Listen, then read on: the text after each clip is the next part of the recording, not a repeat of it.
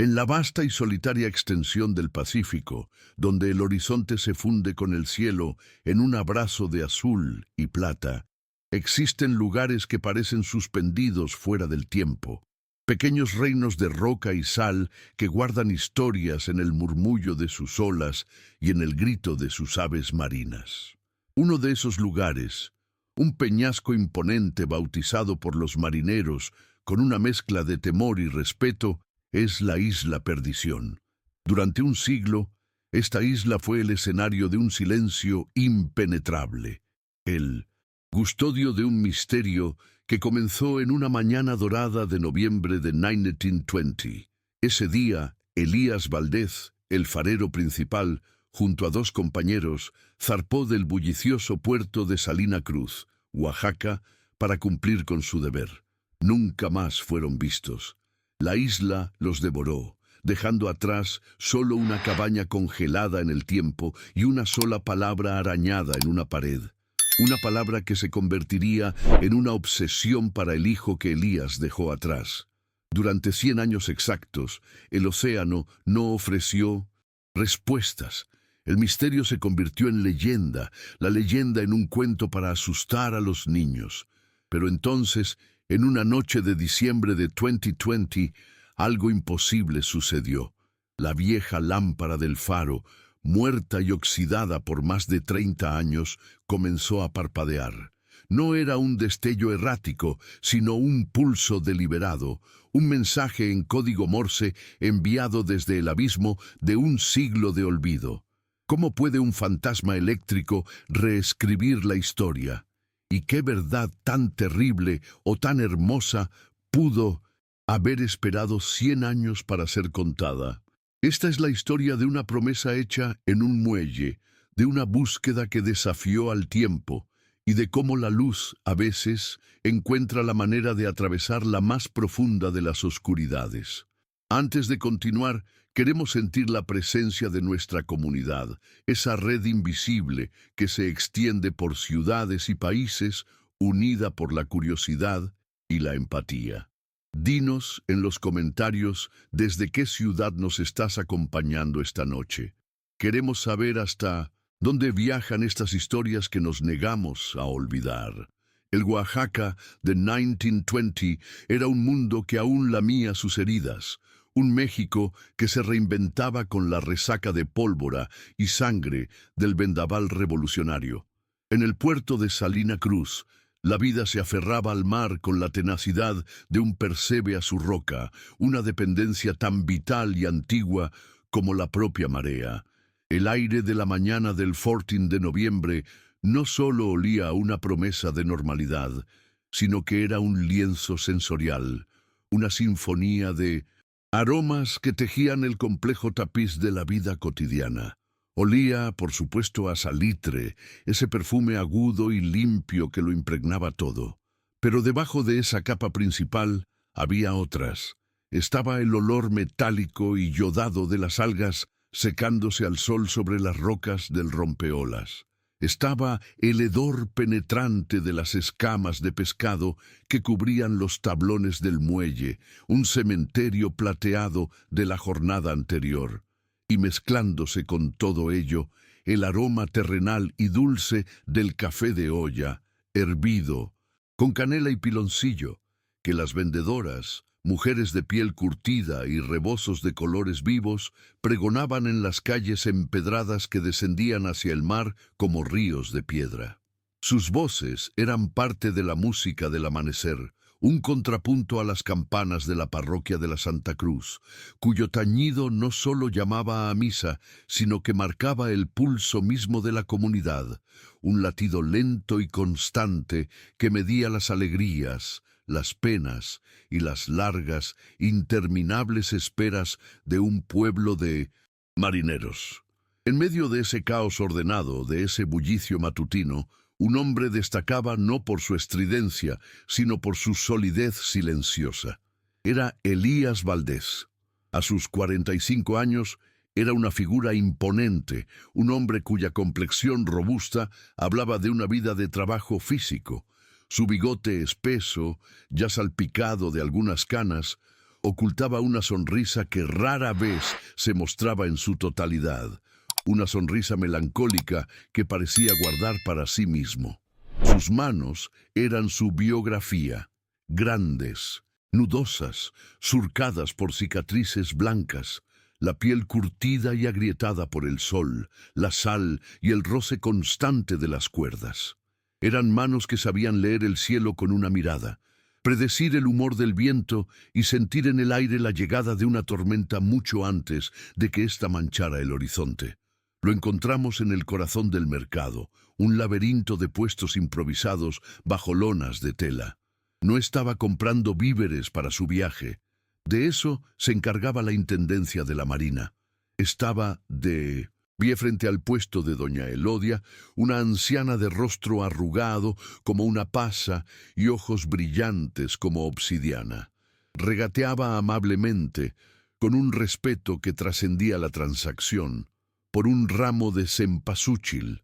Sus flores naranjas, vibrantes como pequeños soles atrapados en pétalos de seda, no estaban destinadas a un altar del Día de Muertos que ya había pasado hacía 2 semanas. Eran para Elena, su esposa, un pequeño ritual de amor, una ofrenda de color y vida antes de cada partida hacia su exilio de roca y luz. «Que le lleven un poco del sol de la tierra», le dijo a la anciana, y ella asintió, comprendiendo sin necesidad de más explicaciones. Elías era el farero principal de Isla Perdición, un nombre que los locales pronunciaban en voz baja, a menudo acompañado de una rápida señal de la cruz. La isla no era un destino, era un deber. Un punto de referencia solitario y vital en las traicioneras rutas de navegación del Golfo de Tehuantepec, temido por sus corrientes y sus vientos repentinos. La isla era un peñasco coronado por una torre blanca, un centinela que luchaba una batalla interminable contra la oscuridad. Era un puesto de honor, sin duda, pero también una sentencia de aislamiento que roía el alma. Esta vez, sin embargo, la soledad sería compartida. Le acompañaban 2 hombres más jóvenes, el relevo trimestral que le permitiría, a su regreso, pasar un mes en tierra firme. Mateo, de 28 años, era un contraste andante con el entorno. Delgado, de gestos finos, y una mirada que parecía perpetuamente perdida en la distancia, soñaba con ser artista.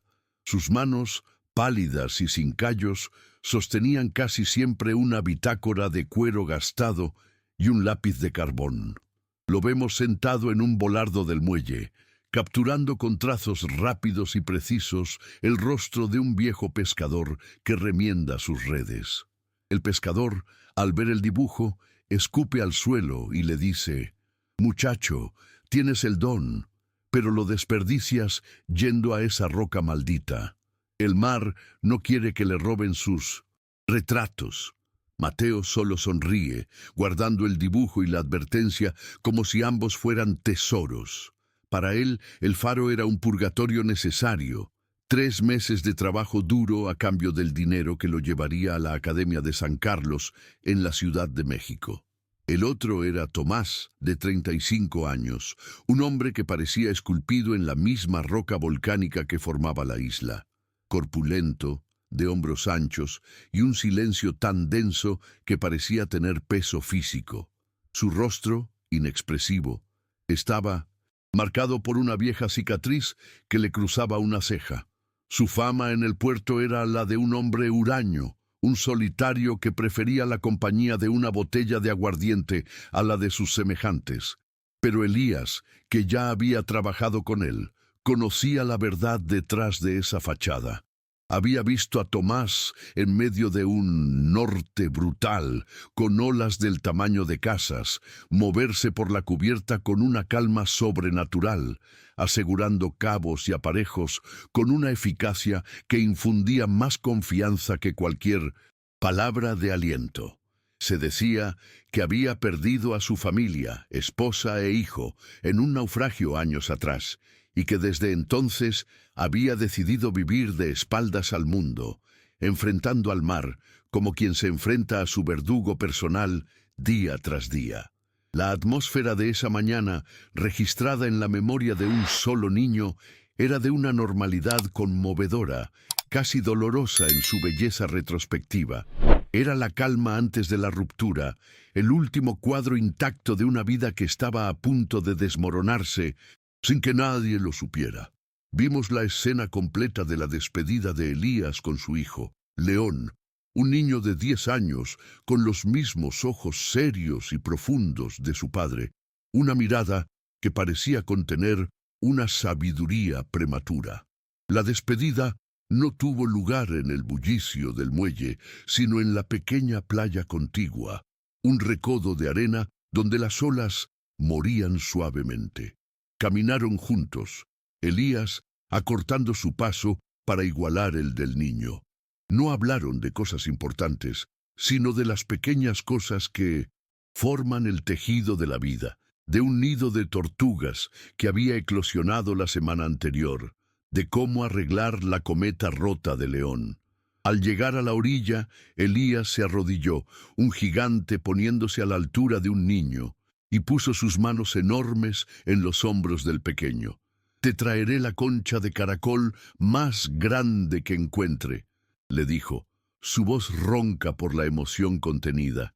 «Una que sea tan grande que, cuando te la pongas en el oído, no solo oigas el mar, sino que oigas las historias que cuenta, las canciones de las ballenas y los secretos de los barcos hundidos». León asintió solemnemente, sus ojos fijos en los de su padre, aferrándose a esa promesa como a un ancla.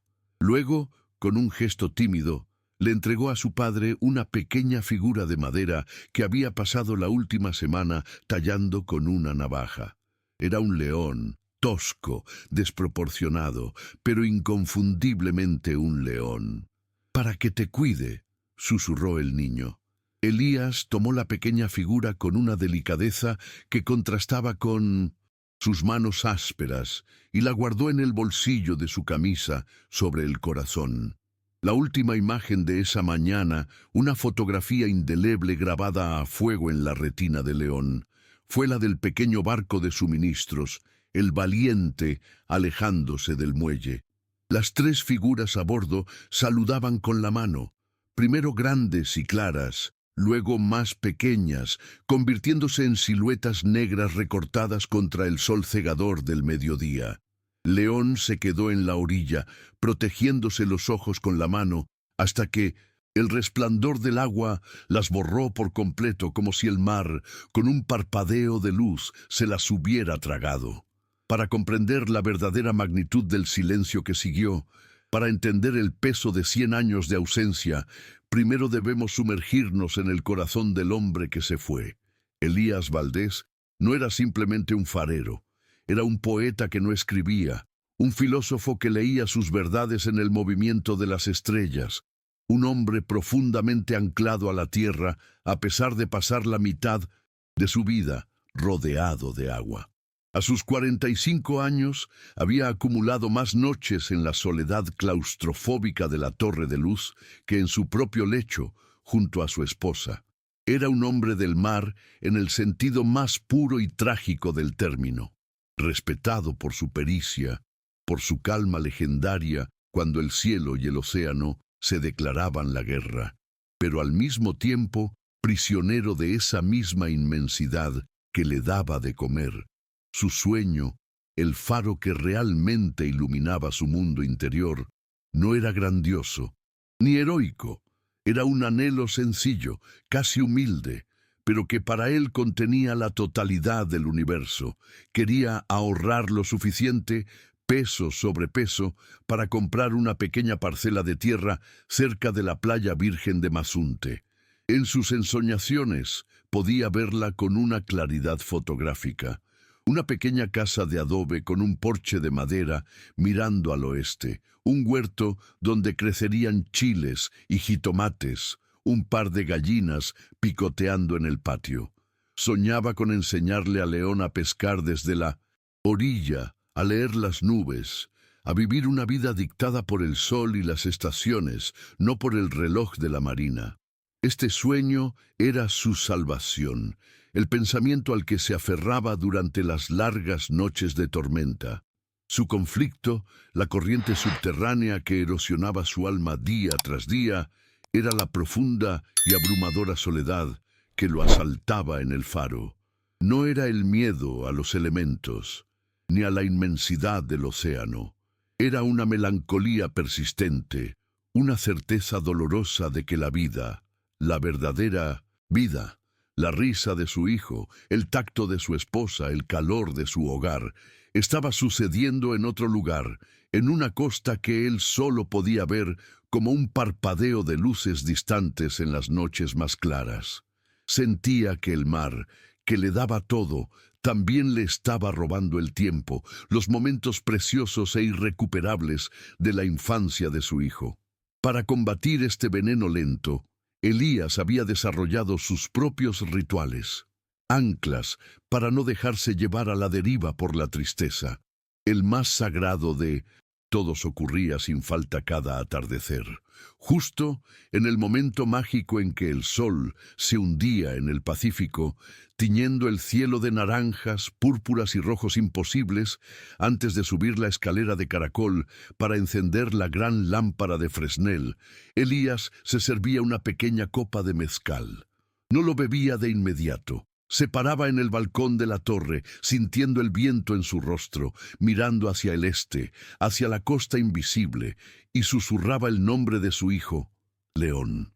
Era una oración, una comunión, su manera de tejer un hilo invisible a través de la distancia, de decirle al universo que, a pesar de la soledad, seguía siendo un padre, un esposo, un hombre con raíces. Esta soledad también tenía un confidente silencioso, una caja de madera de cedro, pesada y bien hecha, que guardaba bajo su catre. En su interior, apiladas en orden cronológico, había docenas de cartas, cartas dirigidas a su esposa, Helena. En ellas, con una caligrafía sorprendentemente delicada para unas manos tan rudas, derramaba todo lo que no podía decir en persona.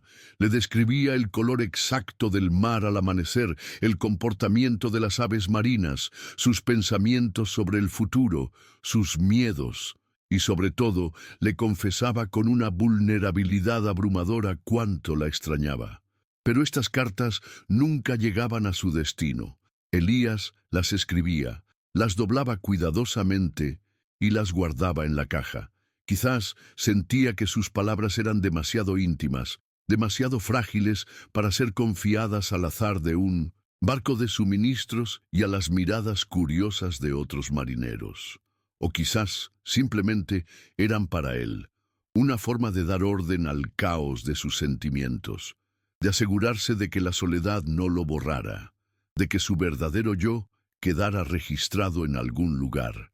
La caja era su verdadero diario de bitácora, el registro de su vida interior.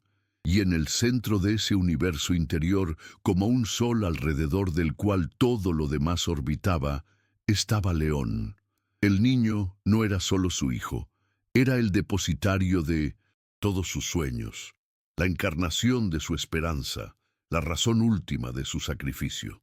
Cada turno de 3 meses en el faro, cada tormenta soportada, cada día de aislamiento, era una inversión en el futuro de León.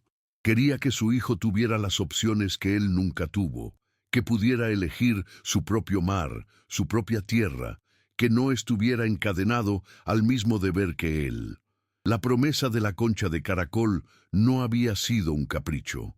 Era un símbolo poderoso, una metáfora de todo lo que el mar podía ofrecer: belleza, misterio, una conexión con lo profundo y lo eterno. Era la forma que tenía Elías de compartir su mundo con su hijo, no la parte dura y solitaria del trabajo, sino la parte mágica y maravillosa del océano.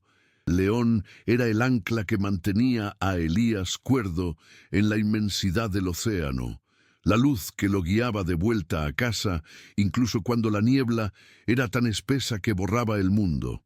Esa promesa, susurrada en la playa mientras el sol ascendía, se convirtió sin saberlo en el epicentro de la vida de un niño y, más tarde, en la brújula de la obsesión de toda una vida para un hombre. El puente entre ese pasado bañado por el sol y el presente incierto es un hombre, León Valdés. Lo conocemos 100 años después, en el año 2020. Ya no es el niño de 10 años que esperaba en la orilla con una fe inquebrantable. Es un hombre de 70 años, un historiador y cartógrafo retirado. Su rostro es un mapa de arrugas profundas, cada surco una década de espera, cada línea alrededor de sus ojos una pregunta sin respuesta. Su oficina no es un espacio de trabajo, es un santuario, un mausoleo, un museo dedicado a un solo evento. Las paredes están cubiertas, no con cuadros, sino con mapas antiguos de la costa de Oaxaca, cartas de navegación de principios del siglo XX, tablas de mareas de 1920 y recortes de periódico amarillentos y quebradizos, cuidadosamente preservados en marcos de cristal, todos relacionados con el misterio sin resolver de la isla Perdición.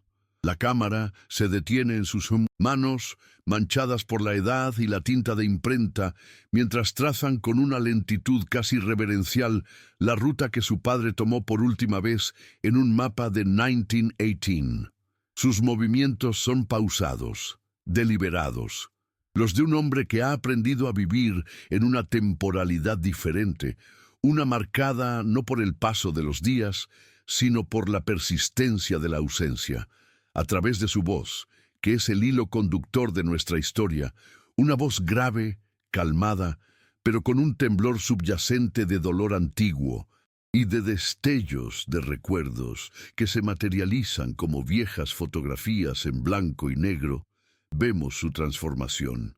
Vemos al niño esperanzado que durante los primeros meses corría al muelle cada vez que un barco se acercaba al horizonte, con el corazón latiéndole en la garganta, esperando ver la figura de su padre. Vemos al adolescente que, tras la muerte prematura de su madre, consumida por la pena y la incertidumbre, empezó a devorar libros de historia marítima, buscando precedentes, explicaciones, cualquier cosa que diera sentido al silencio. Vemos al joven que gastó sus primeros sueldos, no en ropa o en salidas con amigos, sino en contratar a viejos pescadores para que lo llevaran a la isla, donde pasaba días enteros peinando cada roca, cada grieta, buscando no ya a su padre, sino la concha de caracol prometida, o cualquier objeto, cualquier pista que demostrara que él había estado allí. La desaparición de Elías no solo le arrebató una figura paterna, lo condenó a una vida de ambigüedad, un purgatorio de incertidumbre que es, en muchos sentidos, infinitamente peor que la certeza limpia y afilada de la muerte. La alegría espontánea de su juventud se fue apagando, como una vela en una corriente de aire, reemplazada por una búsqueda metódica, silenciosa, casi académica. Se convirtió en historiador y cartógrafo, no por vocación, sino por necesidad. Era su forma de darle un marco, una disciplina a su obsesión de transformar su dolor en una investigación. León es la memoria viva del evento, el último testigo de la promesa rota en aquel muelle. Su dolor no es explosivo ni dramático. Es una corriente subterránea, una tristeza serena pero inquebrantable que ha teñido cada día de su existencia. Es el guardián de la memoria de 3 hombres que el mundo y la historia oficial habían decidido olvidar. El primer indicio de que algo andaba terriblemente mal llegó a finales de diciembre de 1920. El Valiente, el mismo barco de suministros, regresó a Isla Perdición en un día extrañamente calmado. El mar estaba como un plato de cristal, el cielo de un azul intenso, sin una sola nube. Una calma que, en retrospectiva, resultaría mucho más inquietante que cualquier tormenta. El capitán del Valiente, un hombre experimentado llamado Fermín, sintió una punzada de inquietud. El protocolo era claro e inmutable. Al acercarse a la isla, El farero de servicio debía izar una bandera de bienvenida en el pequeño mástil junto a la torre, una señal de que todo estaba en orden. Pero el mástil estaba desnudo, una silueta delgada contra el cielo azul. Fermín hizo sonar la potente sirena del barco, un bramido profundo que debería haber sacado a los hombres de la torre como hormigas de su hormiguero. El sonido retumbó contra las rocas y se perdió en el océano. La única respuesta fue el graznido estridente de los pájaros marinos, perturbados en su rutina, y el eco solitario de la propia sirena. Un pequeño grupo de marineros desembarcó, sus botas resonando en el embarcadero de piedra, con un sonido hueco y profético. El silencio de la isla era antinatural, opresivo. No era la ausencia de ruido, era la ausencia de vida humana. El aire estaba inmóvil, pesado, cargado de una tensión invisible. Subieron por el sinuoso camino de piedra que llevaba al faro, un sendero tallado en la roca viva. La puerta de la vivienda, una pequeña construcción adosada a la base de la torre, estaba cerrada. No con llave, sino atrancada desde dentro con la pesada barra de 1908. Madera. Tras varios golpes y gritos que se perdieron sin respuesta, no tuvieron más remedio que usar una barreta para forzar la cerradura. Lo que encontraron dentro no era una escena de violencia, sino algo mucho más perturbador. Un retrato de la vida cotidiana congelado en el tiempo. Una cápsula de un momento interrumpido. Sobre la mesa de madera, una partida de dominó estaba a medio jugar.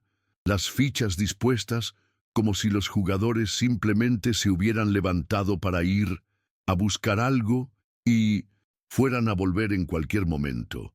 Había 3 platos con restos de comida, frijoles refritos y trozos de tortillas, ahora cubiertos por una fina y aterciopelada capa de moho verdoso.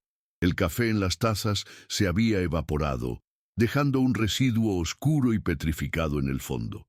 Una de las 3 sillas, la de Tomás, estaba volcada hacia atrás, como si alguien se hubiera levantado de un salto de repente. Pero no había señales de lucha, ni de desorden.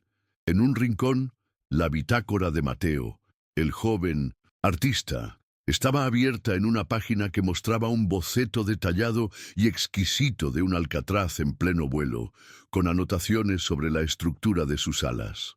En la cocina, todo estaba en su lugar. En los dormitorios, las camas estaban hechas, las ropas dobladas sobre un baúl. Parecía que los 3 hombres se habían desvanecido en el aire, evaporados entre un bocado y el siguiente. Subieron a la torre. La gran lámpara de Fresnel, el corazón de la isla, estaba impecablemente limpia y lista para ser encendida, pero estaba fría. El complejo mecanismo de relojería que la hacía girar estaba perfectamente engrasado y listo. Fue allí, sobre el pequeño escritorio de Elías, donde encontraron el diario de bitácora oficial del Faro. La última entrada, con la caligrafía pulcra y firme de Elías Valdés, estaba fechada una semana antes de la llegada del Valiente. Describía, con un lenguaje extrañamente poético y ominoso, una tormenta repentina y feroz. Las olas cantaban como almas en pena. Escribió Elías, y el viento aullaba el nombre de hombres ahogados hace mucho tiempo. El mar reclama lo que es suyo. Lo extraño, lo imposible, era que los registros de navegación de toda la zona, consultados posteriormente, no mostraban mal tiempo para esas fechas. Ni un solo barco en cientos de millas a la redonda había reportado nada parecido a una tormenta. Era una tormenta fantasma, una tempestad que solo había existido en la pluma de Elías y en la soledad de la isla. Pero el detalle más inexplicable, el que se convertiría en el epicentro del tormento de León durante las siguientes décadas, estaba en la pared de la sala principal, raspada con la punta de una navaja o un cuchillo, grabada en el yeso con una caligrafía temblorosa, casi ilegible, como si hubiera sido escrita en la oscuridad o con una mano temblorosa de miedo.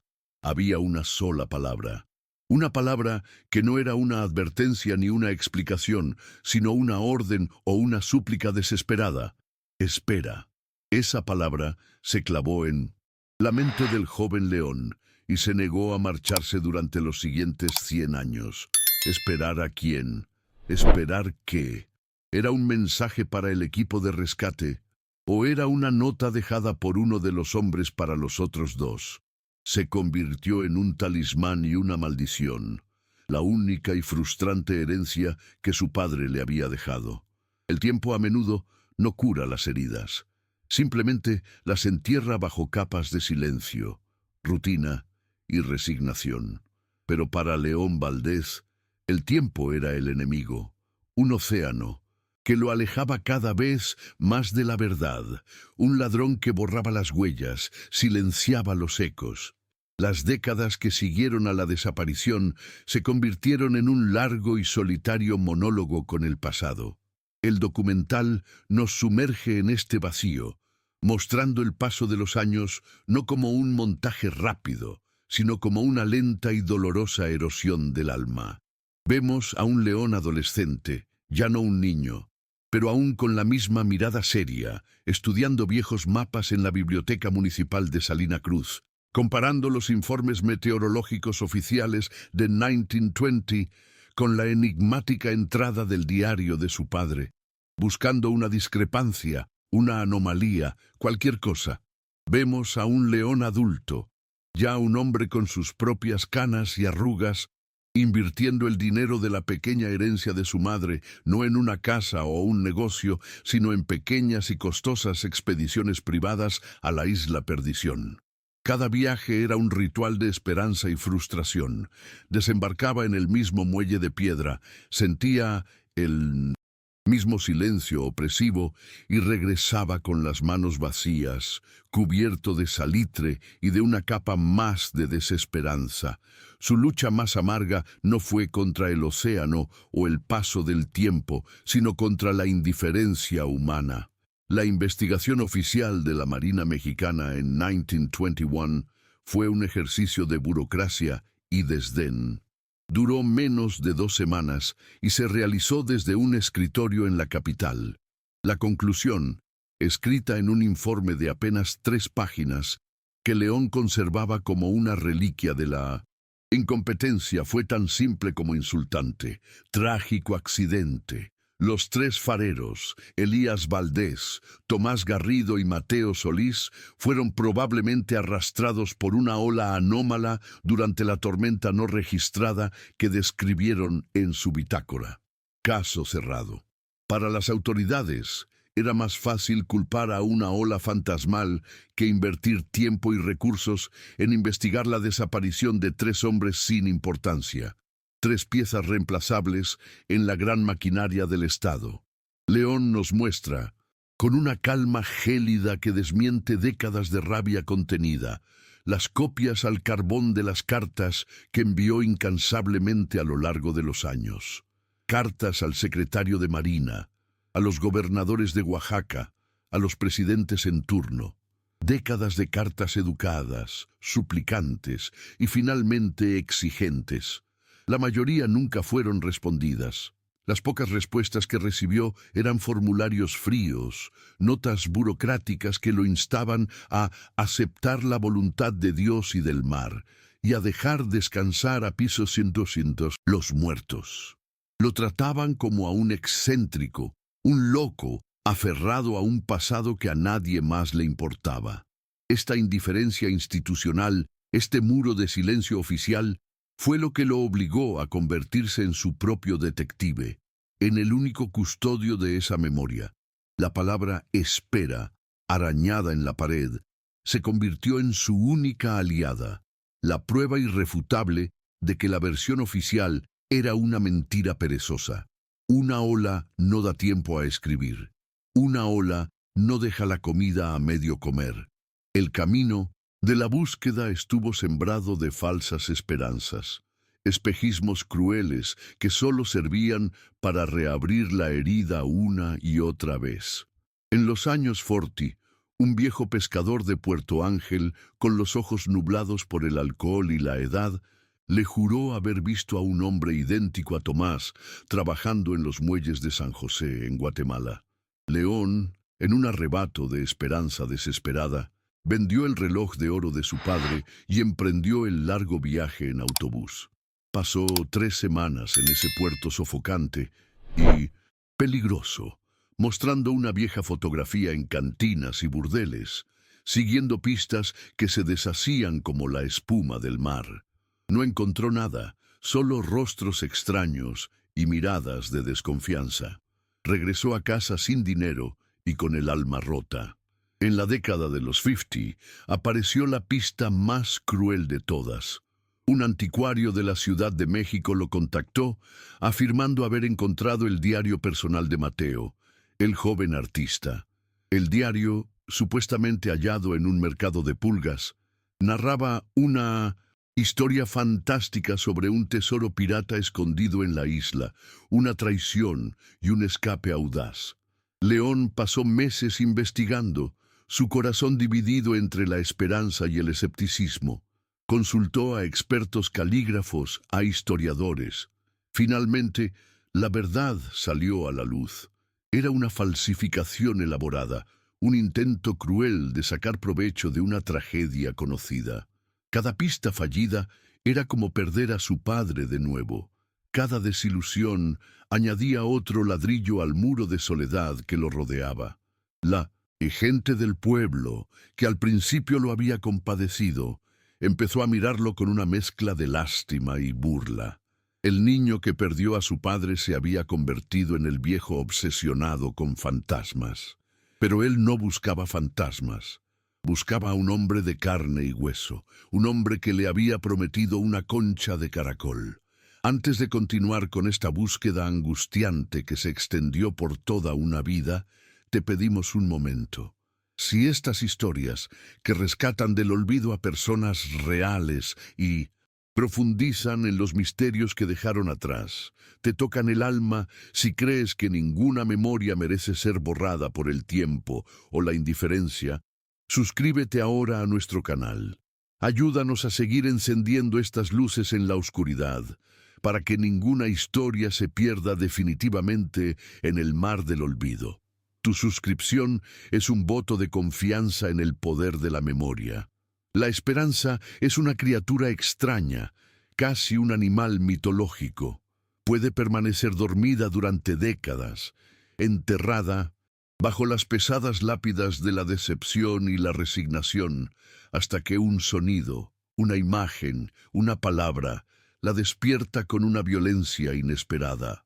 Para León Valdés, la esperanza había muerto hacía mucho tiempo. Se había conformado con el misterio, aceptando que la verdad se había ido con su padre a una tumba de agua salada. Y entonces llegó la noche del 14 de diciembre de 2020. Exactamente 100 años, mes por mes, día por día, después de la última vez que vio a su padre. A varias millas de la ahora totalmente automatizada y abandonada Isla Perdición, un grupo de jóvenes biólogos marinos realizaba un estudio nocturno sobre la bioluminiscencia en las corrientes profundas. Su barco, el Nautilus II, un moderno buque de investigación, estaba anclado en las aguas tranquilas.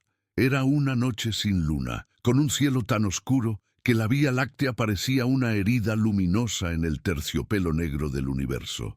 Fue entonces cuando uno de ellos, una joven oceanógrafa llamada Isabel, que estaba de guardia en el puente, notó algo imposible.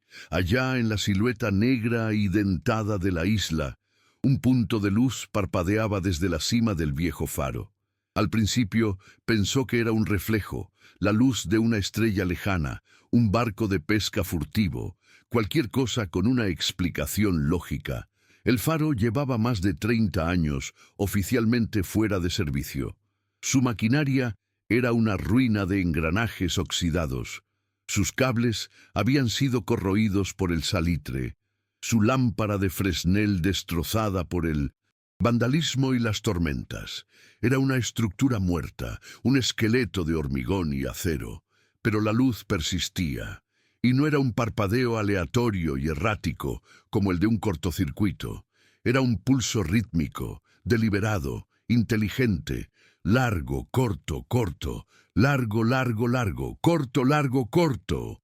Uno de los científicos, un joven aficionado a la historia naval llamado Javier, que había subido al puente a por un café, se quedó paralizado.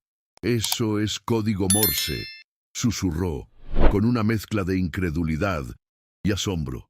Sacó su teléfono móvil y con manos temblorosas por la adrenalina empezó a grabar el espectro luminoso que danzaba en la oscuridad. El video era de mala calidad, movido, el punto de luz apenas visible, pero el patrón era inconfundible. Lo que vieron esa noche desafiaba toda lógica, un fantasma eléctrico enviando un mensaje desde una tumba de metal y cristal. La noticia, al principio, fue tratada como una anécdota curiosa en los foros de Internet sobre fenómenos paranormales y leyendas marítimas. Pero Javier, el joven científico, conocía la leyenda del faro. Había leído sobre los 3 desaparecidos de 1920 en un viejo libro sobre los misterios de la costa mexicana. Impulsado por una intuición que no podía explicar, una obsesión repentina, buscó en los archivos digitales de los periódicos de Oaxaca hasta que encontró un nombre que se repetía en varios artículos a lo largo de los años. León Valdez, el historiador, el hijo del farero. Lo contactó a través de la universidad donde León había trabajado como emérito. Unos días después, León, un hombre de 70 años que había hecho las paces con la incertidumbre, estaba sentado en su estudio, mirando la pantalla de un ordenador portátil que apenas sabía usar. En ella, el video tembloroso y pixelado del faro de su padre. Vio la luz parpadear, una y otra vez, en un lenguaje que su padre conocía tan bien como el suyo propio.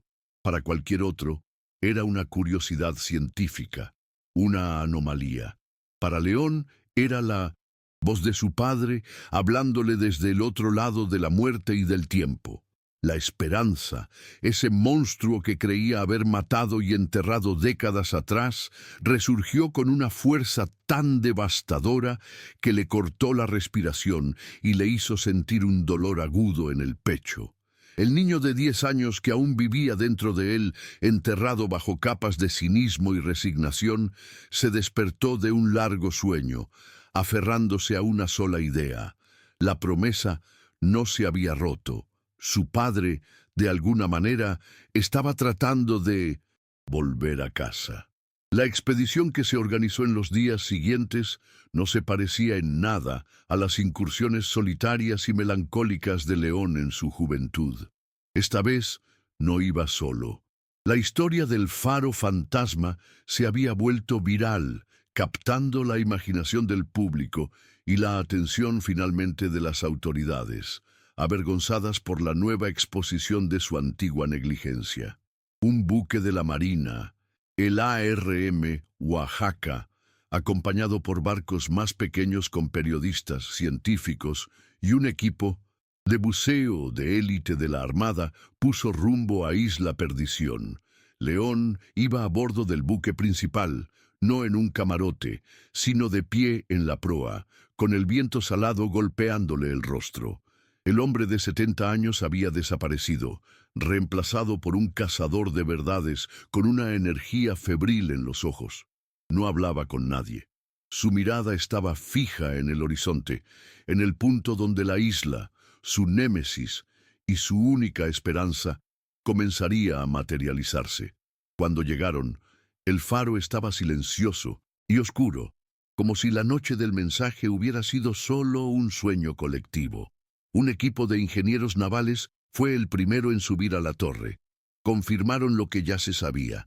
El sistema eléctrico era un amasijo de cables corroídos y piezas rotas. La luz, concluyeron en su informe preliminar, debió de ser un cortocircuito fortuito, una anomalía estadística causada por la filtración de agua salada en una vieja caja de conexiones que, por una casualidad de 1 en 1 millón, había imitado un patrón coherente durante unos minutos antes de apagarse para siempre. Para muchos de los presentes, esa era la explicación final. Una coincidencia fantasmal, una buena historia y nada más. Pero no para León.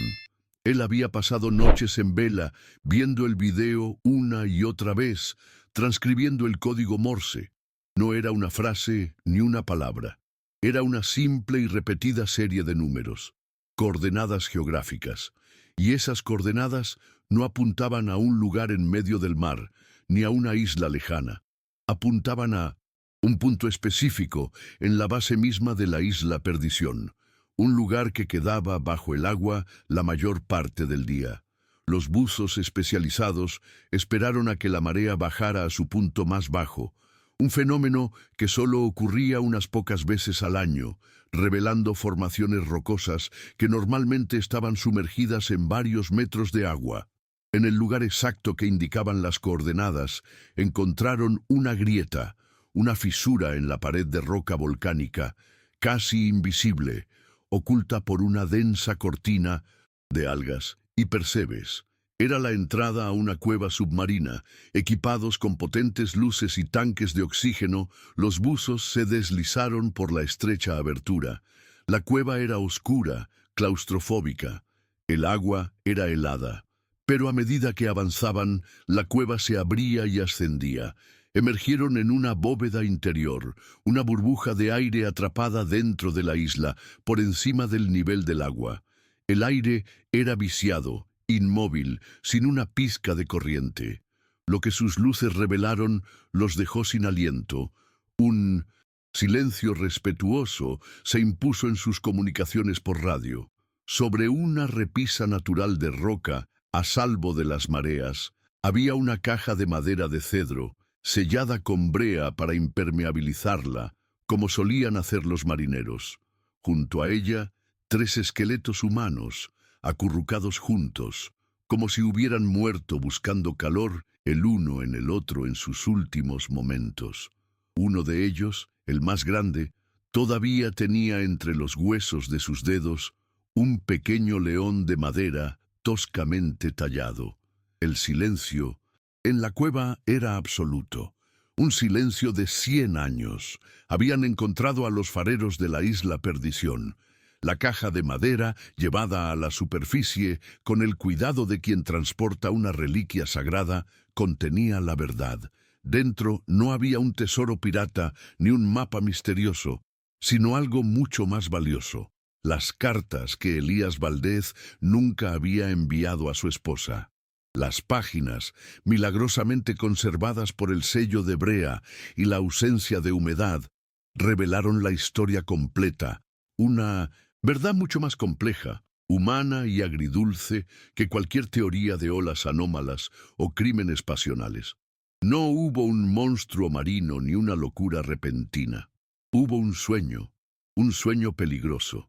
Mateo, el joven artista, en una de sus exploraciones por la isla durante un día de calma, había descubierto la entrada a esa cueva, y dentro, incrustadas en las paredes de roca volcánica, había encontrado vetas de una piedra preciosa de un brillo anaranjado y rojo, ópalo de fuego, una gema muy valorada en la época. Su plan, que compartió temblorosamente con Tomás y Elías, era de una simplicidad desesperada. Reportarían la pérdida de una herramienta importante en el próximo informe.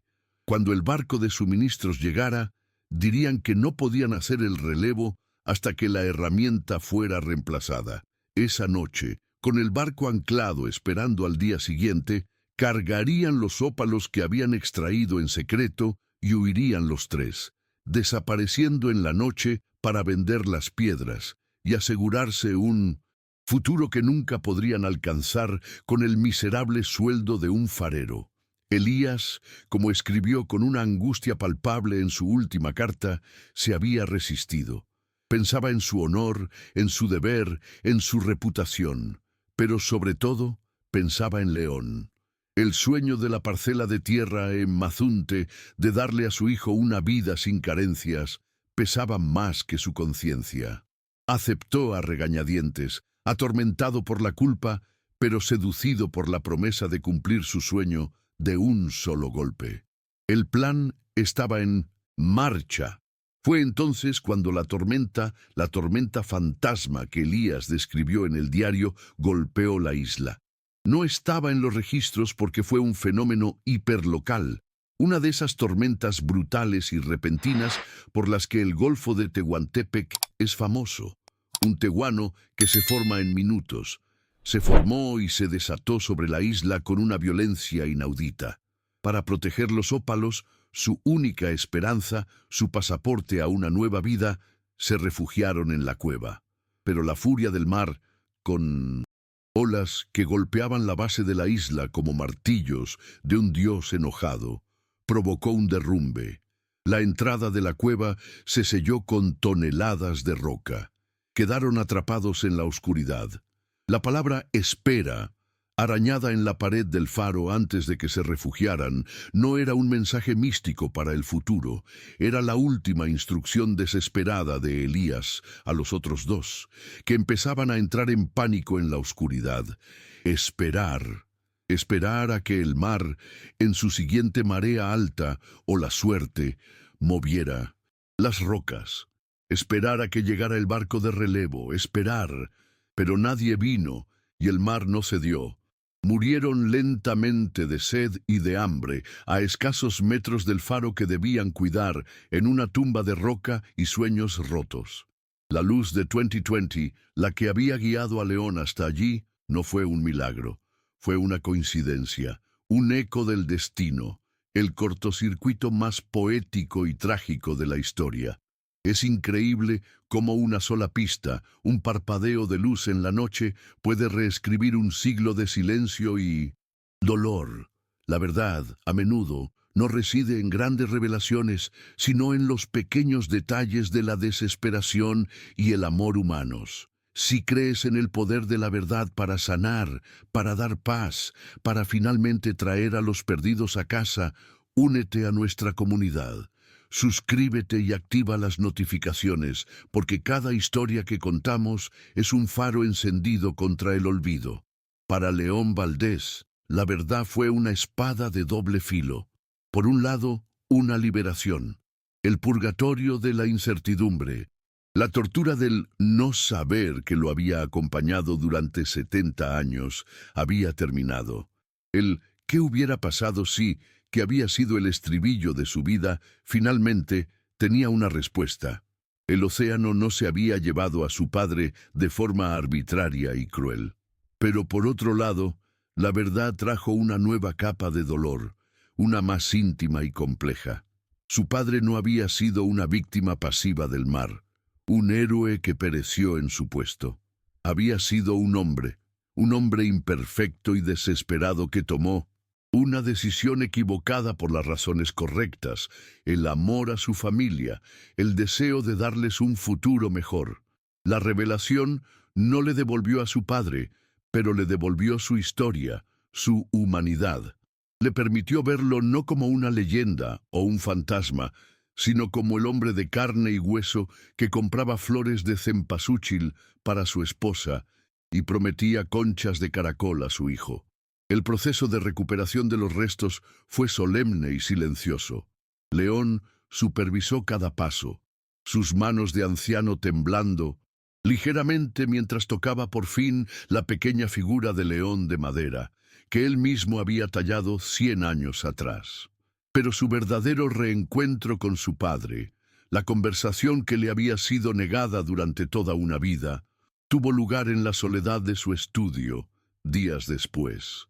Con un respeto casi litúrgico, abrió la caja de cedro y una por una, con la ayuda de una lupa, leyó las cartas que Elías nunca envió.